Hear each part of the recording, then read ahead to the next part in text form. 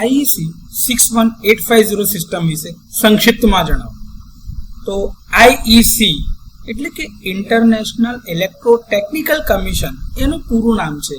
તો આઈઈસી 61850 એ power utility automation માટે communication networks અને સિસ્ટમ માટેનો એક કોડ છે અથવા તો એક સ્ટાન્ડર્ડ છે, પ્રોટોકોલ છે.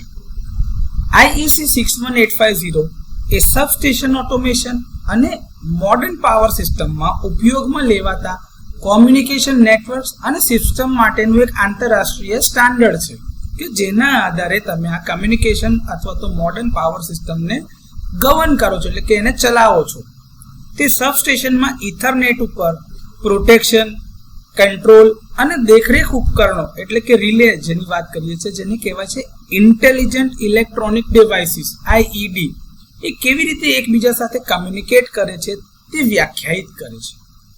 તે હાર્ડવાયર ડિજિટલ તો હાર્ડવાયરના જે તમારા સિગ્નલ જતા હતા એને ડિજિટલ કમ્યુનિકેશનથી બદલી નાખે છે, એટલે કે રિપ્લેસ કરે છે, જેના લીધે ઝડપમાં અને ફ્લેક્સિબિલિટી અથવા તો સરળતા, સુગમતામાં સુધારો થાય છે.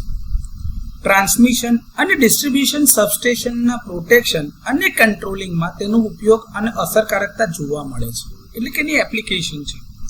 વધુમાં બસબાર પ્રોટેક્શન, ફીડર પ્રોટેક્શન અને ટ્રાન્સફોર્મર પ્રોટેક્શન માટે ડિજિટલ સબસ્ટેશન અને સ્માર્ટ ગ્રીડ સાથે પણ આ કોડ લાગુ પાડી શકાય છે.